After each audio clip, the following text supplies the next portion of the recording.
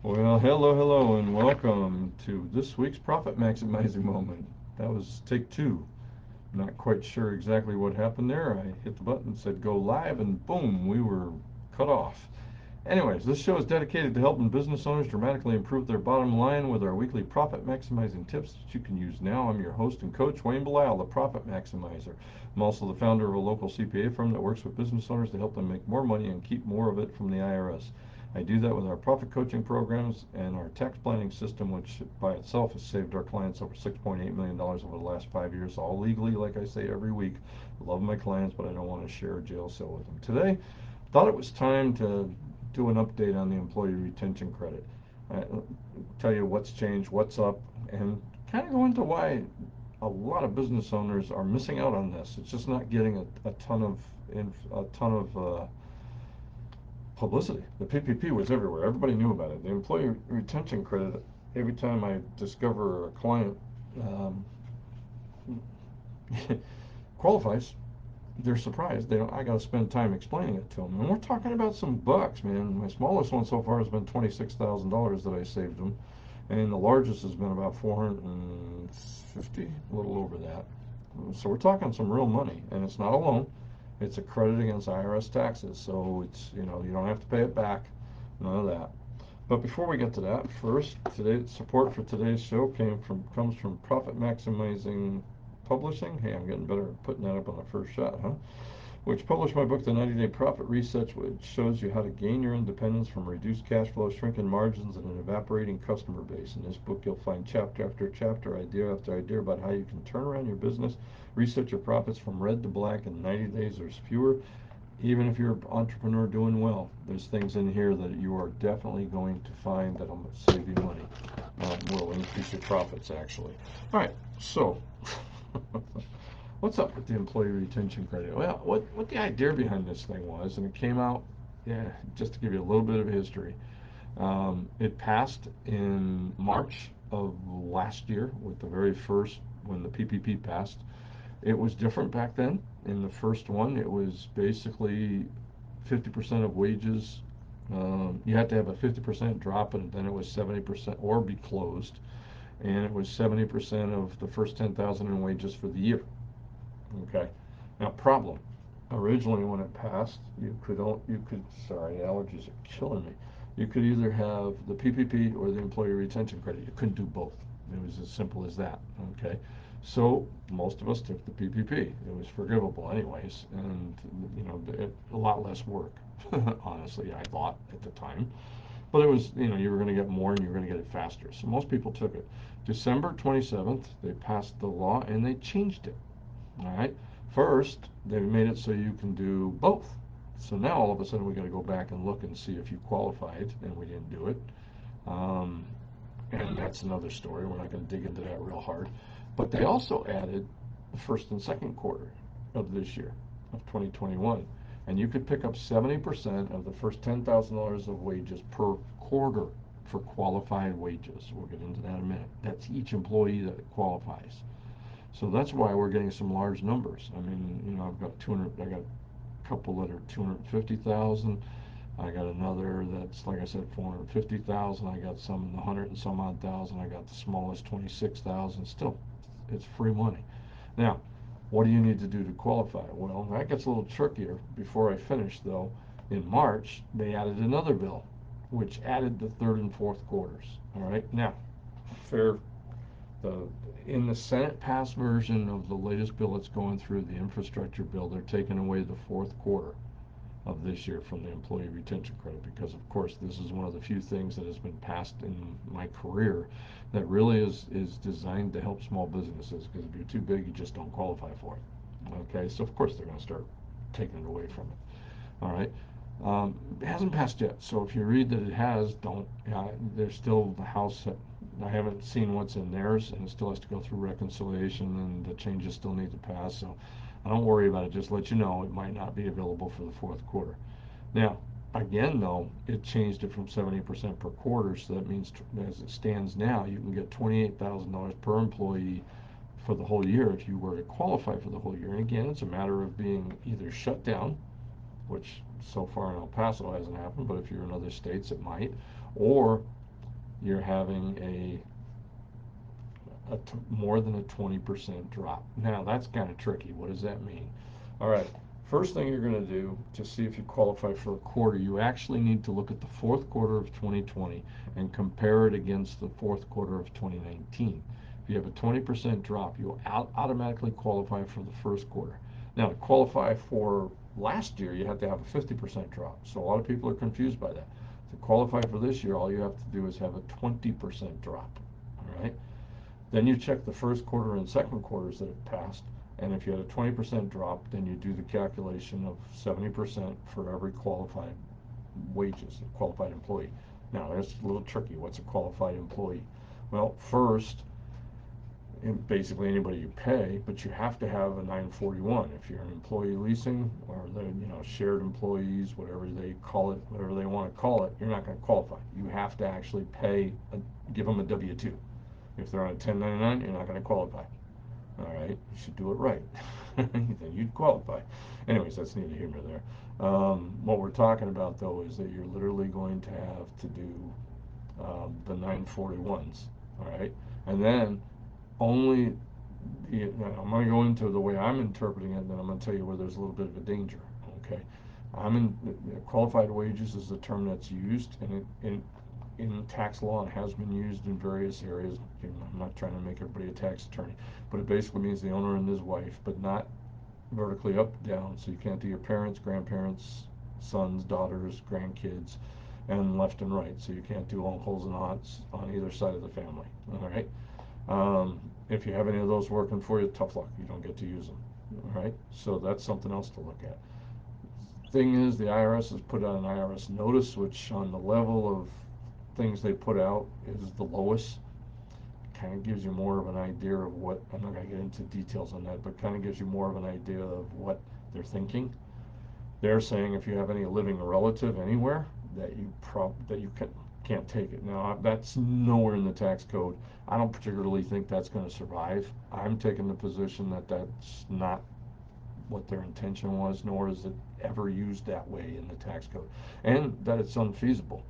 I mean, I have uncles and cousins that I've never met. I don't even know they exist. I mean, to be honest about it, I mean, I probably got nephews from family that somewhere. I mean, or my great, maybe I got a great Uncle George who's out in Canada, ice fishing somewhere, and nobody knows if he's alive or dead. I don't know. So, I mean, there's just so much trouble with that definition that I think it's crazy, and I don't see it lasting. All right. Why are we having trouble with this? I mean, there was just some statistics, and I got them around here somewhere. Okay, here we go. Recent surveys show that half of tax practitioners have not yet filed an employee retention claim. All right. And 75% have not filed a retroactive claim on a 941X. Wow. Whoa. Where'd you guys all go? Okay, good. You didn't go anywhere. I just moved the screen. I thought, holy crap, I lost everybody. Why are we having that happen? What's going on? I mean, why are so few people doing it? Well, I think that, I've kind of studied this and talked to people, and I got a pretty good idea, and I've written down some that I believe that. First of all, I just went through the law changes. I mean, we had 3 law changes. The IRS is finally putting out regulations 18 months after they pass, and they're not even regulations. FAQs if you look at their FAQs on their website, they even say that you can't depend upon these. That's not a defense because they can change them, take them down, do whatever they want. At best, they kind of tell you what they're thinking. All right. They're finally putting out a low-level guidance. All right. So we're not getting any kind of guidance at all. Also, I think the timing of the changes. Think about when it happened in March of last year. Then it didn't really do any real change until December of this year in a 1,500 or 5,500 page bill. The biggest thing anybody saw was the second round of PPPs. So everybody was busy doing PPPs in January and February, and then we're right into tax season. And then they did the last change in March. We're in tax season. All right. So the people that are most likely to do this are your CPAs or tax preparers, because who else knows that you dropped by 20%? And the other problem is a total lack of communication between payroll preparers like ADP, Wells Fargo, whoever else is out there, and individual payroll tax preparers, because they don't see the whole thing. And then if I'm doing a tax return, I don't do the payroll return. So there's this confusion between the sides. And unless somebody's going to take the bull by the horns and coordinate it, a lot of people are missing out. I think that has a lot to do with it. So what we need to do, first, like I said, I described the program with all the changes. I gave you some examples of how much money we're talking about. So first you need to figure out if you qualify. Now here's something I forgot to mention. Let's say I'm 80, let's say in first quarter of 2021, I was, okay, and this is important. When you're comparing, there's so much here, it's hard to remember to put everything in. When you're comparing 2021, you're comparing the first quarter, the second quarter, third quarter, fourth quarter against the same quarter in 2019, the last pre-pandemic year, not 2020, 2019. So make sure, let's give you an example. If I'm 20%, if I'm 55, let's say 75% of 2019's first quarter, I qualify. Now, in the second quarter, I'm higher. I don't qualify? No. Remember what I said. If you qualify in the first quarter, you automatically qualify in the second quarter, even though you might have an increase. I didn't write the law. Makes no sense. Not my problem. So I will qualify for both quarters. And then the third quarter could come and I'm, 70% or 60%. I qualify again and I automatically qualify for the fourth quarter no matter what I do in the fourth quarter, assuming they don't take it away. So that's gets confusing. This is very confusing. You need to get with somebody who knows what they're doing in this area because you could be leaving a lot of money on the table. Now, good news and bad news, we're going to give you both. Um, is it taxable?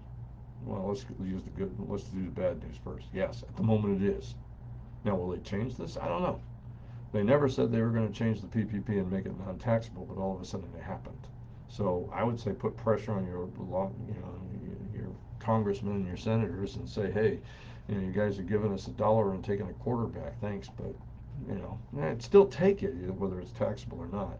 When I say it's taxable, it's not like it's taxable income, but what you have to do is any expenses, the wages that you, let's say you pay $1 and get a quarter back or 70 cents back is really what's happening for that time period. You can't deduct $1. So, when I say you're paying a quarter, you're going to pay the tax rate on the 70%. So you might as well say it's taxable income because that accomplishes the same thing. Um, Now let's get to the nitty gritty of the problem that I think is also causing it, is getting the money. It can take an eternity. All right. The IRS is by their own numbers, last I heard, they were 1.2 billion with a B, 941s, payroll returns behind. Don't even bother filing the 7200. Form 7200 was a form the IRS put out so you could get a quick refund. They're buried. That they just actually cause trouble. Just take my word for it. Don't bother. All right. If you're filing them by paper, you probably don't want to. All right. You probably want to find somebody who will send them in electronically. And if you're using ADP or QuickBooks Online or something like that, they're probably doing it for you electronically. So then what you can do is do the 941 amended electronically, and those seem to be getting the money back faster. Otherwise, I don't know what to tell you. If you send the 941X in by paper, or you do a 941 with the employee retention credit on it, you might get the money by the time your kids graduate from college. I don't know what to tell you.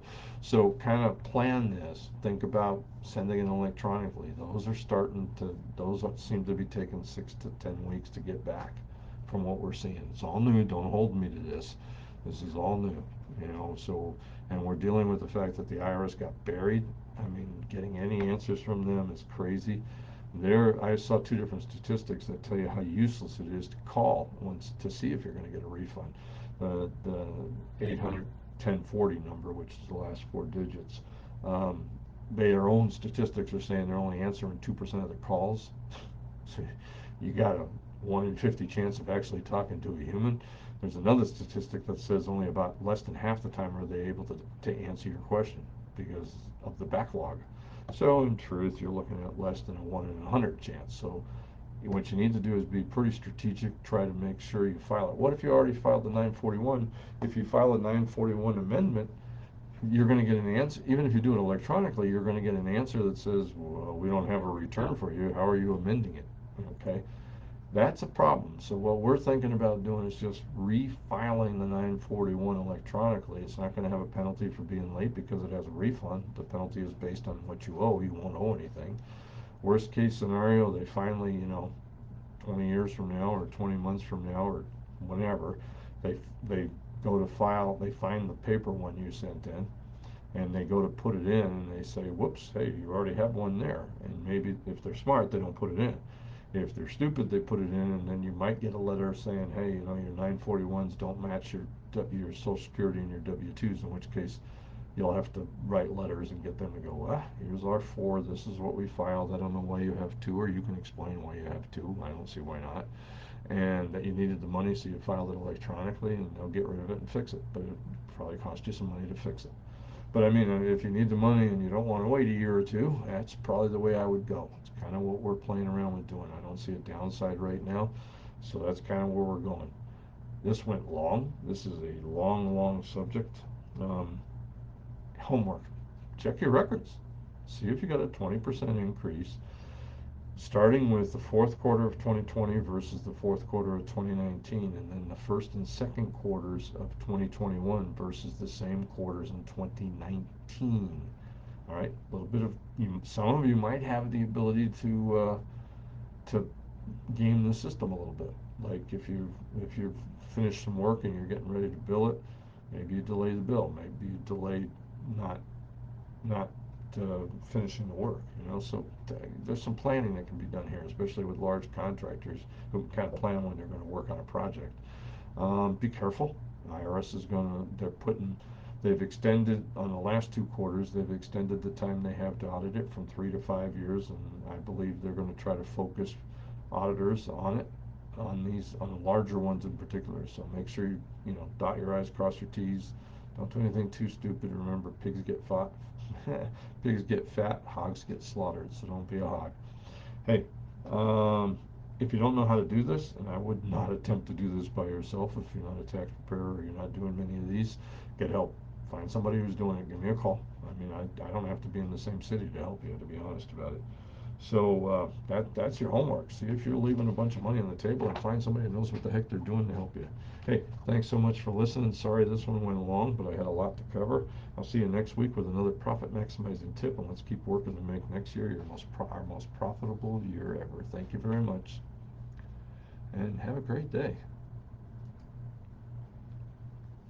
Allergies are killing me.